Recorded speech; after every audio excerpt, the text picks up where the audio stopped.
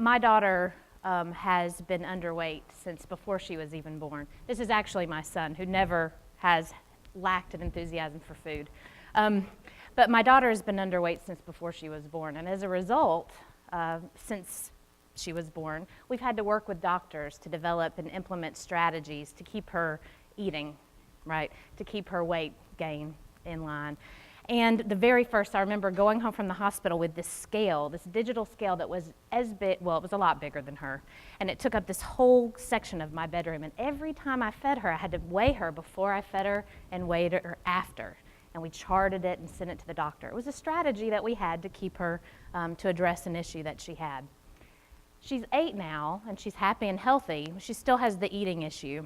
She doesn't like to eat, and so it doesn't make sense to weigh her before and after every meal anymore, right? So we had to change some of our strategies.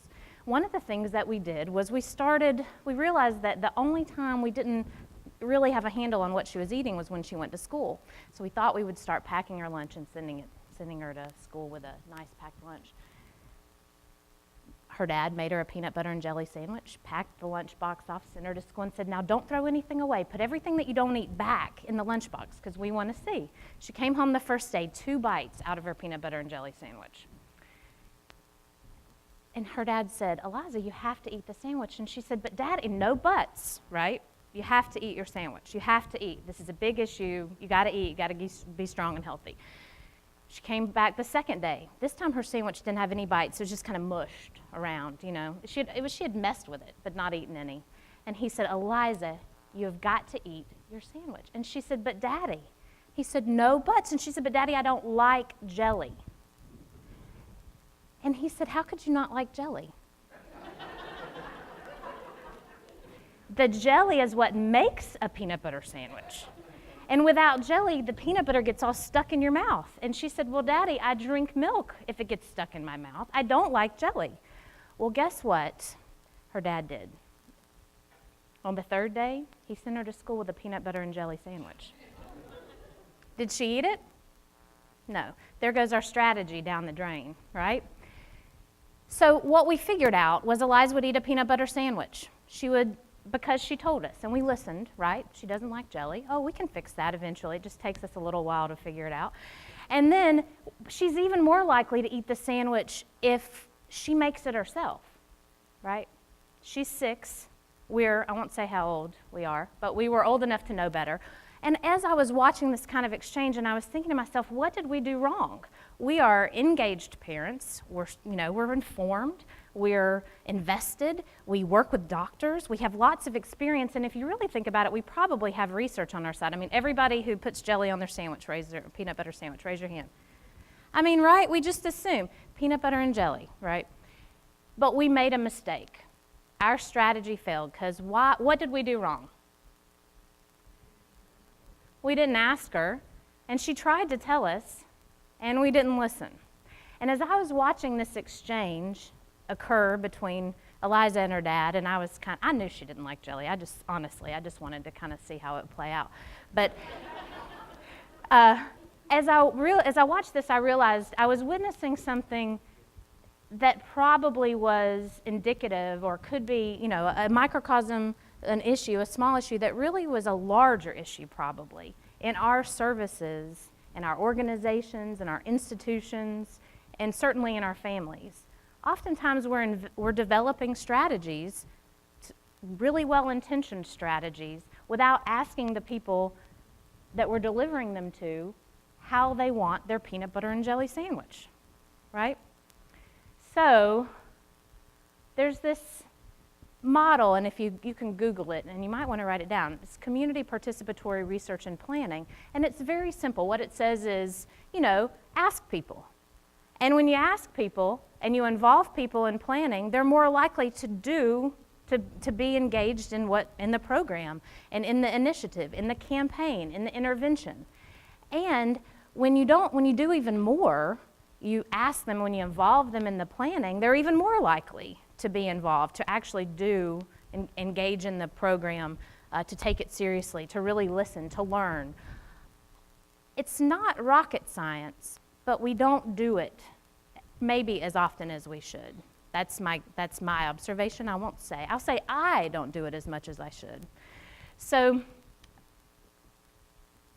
there's this continuum in community participatory research, from getting information from people and using the information to make change, to actually co-developing a program or an intervention with the people that you're going to deliver it to, and with the stakeholders who also have an interest in what you're going to deliver.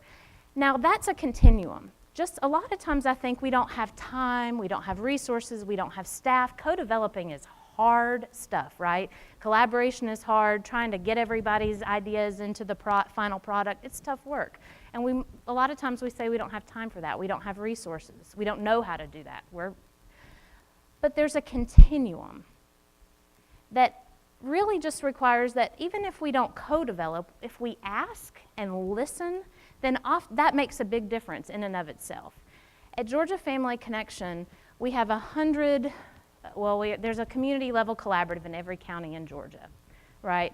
And our job at Family Connection Partnership is to really provide support for those collaboratives. And thankfully, we've got an amazing executive director in Gay Smith, who we went to her and we said, you know what, we've been doing this for 20 years. We're making assumptions about what works, and we need to stop. And we need to just take a deep breath, and we need to go out and we need to talk to people that we're working with and find out what's working for them and what's not before we do anything else. And she said, okay. So we embarked on this thing called a listening tour. Now, the word listen was very intentional, right? Because asking someone questions is different than listening. Having a focus group is different than listening. So when we called it a listening tour, it was intentional because our own staff, what we began to see was when we said to our own staff, go out and ask questions, but you don't have a job. You don't have to fix anything. Your job is to listen. You don't have to be the expert in the room. You ask the questions and you listen. And we did that, y'all. We were in every county in Georgia, spent time with our Family Connection collaboratives, and we got that information back. It's a lot. It's a lot of really good, rich stuff. And now what we're doing is really using that information to make changes within our organization. And what we've seen is really confirmed what I learned about community participatory planning. Because what we've seen is within our own organization, the staff who listened and who are now taking that information and developing strategies, they're more invested and engaged than I've seen in the 10 years that I've been there. Doesn't mean that something was broken before, but I just see this rebirth in a lot of people who've been doing this for a long time. They're excited, and the people that we ask the questions to, when we go back and we say to them, hey, we heard you, and this is what we're doing, oh my goodness, it's amazing. It really does work. So all that to say, right, that we are all a group of well-intentioned people. We have data, we have research, we understand the programs that work, and we carve out resources for those things, don't we? We carve out resources for our people who implement programs. We carve out resources for our data, for our analysis, for our assessment, for monitoring. And so I think as we move forward and you think about sustainability and scalability, the question to ask is, how do we carve out resources to listen? How do we carve out resources to ask, how do you like your peanut butter and jelly sandwich? How do we carve out resources to purposefully lay aside our assumptions about what we think works in communities that we've never lived in, with people that we don't know? And how do we develop things with the people that we're working with in mind? Thank you.